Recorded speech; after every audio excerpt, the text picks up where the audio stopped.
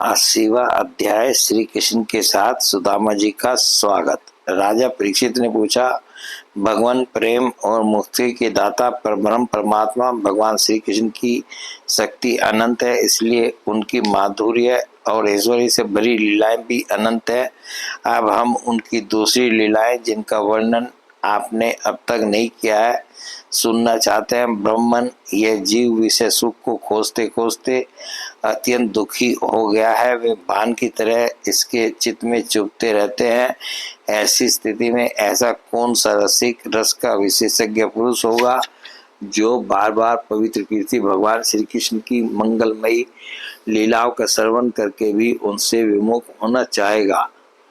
जो वाणी भगवान के गुणों का गान करती है वही सच्ची वाणी है, वही हाथ सच्चे हाथ हैं। जो भगवान की सेवा के लिए काम करते हैं वही मन सच्चा मन है। जो चराचर प्राणियों में निवास करने वाले भगवान का स्मरण करता है और वही कान वास्तव में कान कहने योग्य हैं। जो भगवान की पुण्यमयी कथाओं का श्रवण करते हैं वही सिर सिर है। जो चराचर जगत को भगवान की चल अचल प्रतिमा समझकर नमस्कार करता है और जो सर्वत्र भगवत विग्रह का दर्शन करते हैं वे नेत्र वास्तव में नेत्र हैं। शरीर के जो अंग भगवान और उनके भक्तों के चरणोदक का सेवन करते हैं वही अंग वास्तव में अंग है। सच पूछिए तो उन्हीं का होना सफल है। सूत जी कहते हैं, सोनकादि ऋषियों जब राजा परीक्षित ने इस प्रकार प्रश्न किया तब भगवान श्री सुखदेव जी का हृदय भगवान श्री कृष्ण में ही तल्लीन हो गया। उन्होंने परीक्षित से इस प्रकार कहा। श्री सुखदेव जी ने कहा, परीक्षित, एक ब्राह्मण भगवान श्री कृष्ण के परम मित्र थे। वे बड़े ब्रह्म ज्ञानी, विषयों से विरक्त, शांतचित्त और जितेंद्रिय थे। वे गृहस्थ होने पर भी किसी प्रकार का संग्रह परिग्रह न रखकर प्राप्त के अनुसार जो कुछ मिल जाता उसी में संतुष्ट रहते थे। उनके वस्त्र तो फटे पुराने थे ही, उनकी पत्नी के भी वैसे ही थे। वह भी अपने पति के समान ही भूख से दुबली हो रही थी। एक दिन दरिद्रता की प्रतिमूर्ति दुखिनी पतिव्रता भूख के मारे कांपती हुई अपने पति देव के पास गई और मुरझाए हुए मुंह से बोली, भगवान साक्षात लक्ष्मीपति भगवान श्री कृष्ण आपके सखा हैं। वे भक्त वांछल कल्पतरु शरणागत वत्सल और ब्राह्मणों के परम भक्त हैं। परम भाग्यवान आर्यपुत्र वे साधु संतों के सत्पुरुषों के एकमात्र आश्रय हैं। आप उनके पास जाइए। जब वे जानेंगे कि आप कुटुंबी हैं और अन्न के बिना दुखी हो रहे हैं तो वे आपको बहुत सा धन देंगे। आजकल वे भोज विष्णु और अंधक वंशी यादवों के स्वामी के रूप में द्वारका में निवास कर रहे हैं और इतने उदार हैं कि जो उनके चरण कमलों का स्मरण करते हैं उन प्रेमी भक्तों को वे अपने आप तक का दान कर डालते हैं। ऐसी स्थिति में जगत गुरु भगवान श्री कृष्ण अपने भक्तों को यदि धन और विषय सुख जो अत्यंत वांछनीय नहीं है दे दें तो इसमें आश्चर्य की कौन सी बात है। इस प्रकार जब उन ब्राह्मण देवता की पत्नी ने अपने पति देव से कई बार बड़ी नम्रता से प्रार्थना की तब उन्होंने सोचा कि धन की तो कोई बात नहीं है परंतु भगवान श्री कृष्ण का दर्शन हो जाएगा, यह तो जीवन का बहुत बड़ा लाभ है। यही विचार कर उन्होंने जाने का निश्चय किया और अपनी पत्नी से बोले, कल्याणी, घर में कुछ भेंट देने योग्य वस्तु भी है क्या? यदि हो तो दे दो। तब उस ब्राह्मणी ने पास पड़ोस के ब्राह्मणों के घर से 4 मोटी चिवड़े मांगकर एक कपड़े में बांध दिए और भगवान को भेंट देने के लिए अपने पति देव को दे दिए।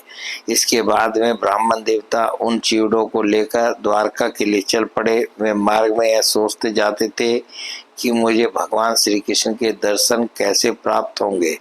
परीक्षित, द्वारका में पहुंचने पर वे ब्राह्मण देवता दूसरे ब्राह्मणों के साथ सैनिकों की 3 छावनियां और 3 ड्योढ़ियां पार करके भगवत धर्म का पालन करने वाले अंधक और विष्णुवंशी यादवों के महलों में जहाँ पहुँचना अत्यंत कठिन है जा पहुँचे। उनके बीच भगवान श्री कृष्ण की 16,000 रानियों के महल थे। उनमें से एक में उन ब्राह्मण देवता ने प्रवेश किया। वह महल खूब सजा सजाया अत्यंत शोभा युक्त था। उसमें प्रवेश करते समय उन्हें ऐसा मालूम हुआ मानो वे ब्रह्मानंद के समुद्र में डूब उतरा रहे हों। उस समय भगवान श्री कृष्ण अपनी प्राण प्रिया रुक्मणी जी के पलंग पर विराजे हुए थे। ब्राह्मण देवता को दूर से ही देखकर वे सहसा उठ खड़े हुए और उनके पास जाकर बड़े आनंद से उन्हें अपने भुज पास में बांध लिया। परीक्षित, परमानंद स्वरूप भगवान अपने प्यारे सखा ब्राह्मण देवता के अंग स्पर्श से अत्यंत आनंदित हुए। उनके कमल के समान कोमल नेत्रों से प्रेम के आंसू बरसने लगे। परीक्षित, कुछ समय के बाद भगवान श्री कृष्ण ने उन्हें ले जाकर अपने पलंग पर बैठा दिया और स्वयं पूजन की सामग्री लाकर उनकी पूजा की। प्रिय परीक्षित, भगवान श्री कृष्ण सभी को पवित्र करने वाले हैं, फिर भी उन्होंने अपने हाथों ब्राह्मण देवता के पांव पखारे, उनका चरणोदक सिर पर धारण किया और उनके शरीर में चंदन, अर्गजा, केसर आदि दिव्य गंधों का लेपन किया। फिर उन्होंने बड़े आनंद से सुगंधित धूप और दीपावली से अपने मित्र की आरती उतारी। इस प्रकार पूजा करके पान एवं गाय देकर मधुर वचनों से भले पधारे ऐसा कहकर उनका स्वागत किया। ब्राह्मण देवता फटे पुराने वस्त्र पहने हुए थे, शरीर अत्यंत मलिन और दुर्बल था, देह की सारी नसें दिखाई पड़ती थी। स्वयं भगवती रुक्मणी जी चंवर डुलाकर उनकी सेवा करने लगी। अंतःपुर की स्त्रियां यह देखकर अत्यंत विस्मित हो गई कि पवित्र कीर्ति भगवान श्री कृष्ण अतिशय प्रेम से इस मैले कुचैले अवधूत ब्राह्मण की पूजा कर रहे हैं। वे आपस में कहने लगी, इस नंग दड़ंग, निर्धन, निंदनीय और निकृष्ट भीखमंगे ने ऐसा कौन सा पुण्य किया है जिससे त्रिलोकी में सबसे बड़े श्रीनिवास श्री कृष्ण स्वयं इसका आदर सत्कार कर रहे हैं। देखो तो सही, इन्होंने अपने पलंग पर सेवा करती हुई स्वयं लक्ष्मी रूपिणी रुक्मणी जी को छोड़कर इस ब्राह्मण को अपने बड़े भाई बलराम जी के समान हृदय से लगाया है। प्रिय परीक्षित, भगवान श्री कृष्ण और ब्राह्मण दोनों एक दूसरे का हाथ पकड़कर अपने पूर्व जीवन की उन आनंददायक घटनाओं का स्मरण और वर्णन करने लगे जो गुरुकुल में रहते समय घटित हुई थी। भगवान श्री कृष्ण ने कहा, धर्म के मर्मज्ञ ब्राह्मण देवता, गुरु दक्षिणा देकर जब आप गुरुकुल से लौट आए तब आपने अपने अनुरूप स्त्री से विवाह किया या नहीं? मैं जानता हूँ कि आपका चित्त गृहस्थी में रहने पर भी प्राय विषय भोगों में आसक्त नहीं है। विद्वान, यह भी मुझे मालूम है कि धन आदि में भी आपकी कोई प्रीति नहीं है। जगत में विरले ही लोग ऐसे होते हैं जो भगवान की माया से निर्वृत्त विषय संबंधी वासनाओं का त्याग कर देते हैं और चित्त में विषयों की तनिक भी वासना न रहने पर भी मेरे समान केवल लोक शिक्षा के लिए कर्म करते रहते हैं।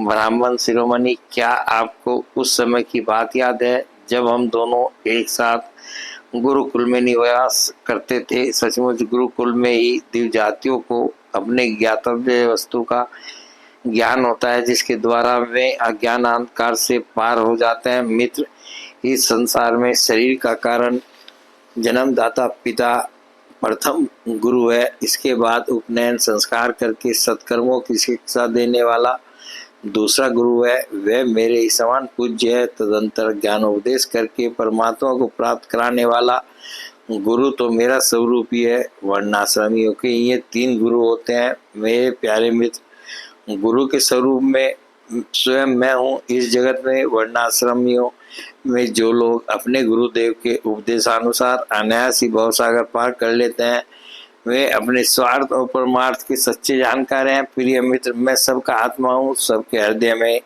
अंतर्यामी रूप से विराजमान हूँ। मैं गृहस्थ के धर्म, पंच महायज्ञ आदि से ब्रह्मचारी के धर्म, उपनयन, वेदाध्ययन आदि से वानप्रस्थी के धर्म, तपस्या से और सब ओर से उपरत हो जाना, इस सन्यासी के धर्म से भी उतना संतुष्ट नहीं होता जितना गुरुदेव की सेवा शुश्रूषा से संतुष्ट होता हूँ। ब्राह्मण, जिस समय हम लोग गुरुकुल में निवास कर रहे थे उस समय की वह बात आपको याद है क्या, जब हम दोनों को एक दिन हमारी गुरु पत्नी ने ईंधन लाने के लिए जंगल में भेजा था उस समय हम लोग एक घोर जंगल में गए हुए थे और बिना ऋतु के ही बड़ा भयंकर आंधी पानी आ गया था। आकाश में बिजली कड़कने लगी थी। जब तब तक सूर्यास्त हो गया, चारों ओर अंधेरा ही अंधेरा फैल गया। धरती पर इस प्रकार पानी पानी हो गया कि कहाँ गड्ढा है और कहाँ किनारा, इसका पता ही नहीं चलता था। वह वर्षा क्या थी, एक छोटा मोटा पड़ रही था। आंधी के झटकों और वर्षा की बौछारों से हम लोगों को बड़ी पीड़ा हुई। दिशा का ज्ञान नहीं रहा। हम लोग अत्यंत आतुर हो गए और एक दूसरे का हाथ पकड़कर जंगल में इधर उधर भटकते रहे। जब हमारे गुरुदेव सांदीपनि मुनि को इस बात का पता चला, तब सूर्योदय होने पर अपने शिष्य हम लोगों को ढूंढते हुए जंगल में पहुंचे और उन्होंने देखा कि हम अत्यंत आतुर हो रहे हैं। वे कहने लगे, आश्चर्य आश्चर्य पुत्रों, तुम लोगों ने हमारे लिए अत्यंत कष्ट उठाया। सभी प्राणियों को अपना शरीर सबसे अधिक प्रिय होता है, परंतु तुम दोनों उसकी भी परवाह नहीं करके हमारी सेवा में संलग्न रहे। गुरु के ऋण से मुक्त होने के कारण के लिए सत शिष्यों का इतना ही कर्तव्य है कि वे विशुद्ध भाव से अपना सब कुछ और शरीर भी गुरुदेव की सेवा में समर्पित कर दें। दिव्य शिरोमणियों, मैं तुम लोगों से अत्यंत प्रसन्न हूँ। तुम्हारे सारे मनोरथ, सारी अभिलाषाएं पूर्ण हो और तुम लोगों ने हमसे जो वेदाध्ययन किया है वह तुम्हें सर्वदा कंठस्थ रहे तथा इस लोक एवं परलोक में कहीं भी निष्फल न हो। प्रिय मित्र, जिस समय हम लोग गुरुकुल में निवास कर रहे थे, हमारे जीवन में ऐसी ऐसी अनेकों घटनाएं घटित हुई थी।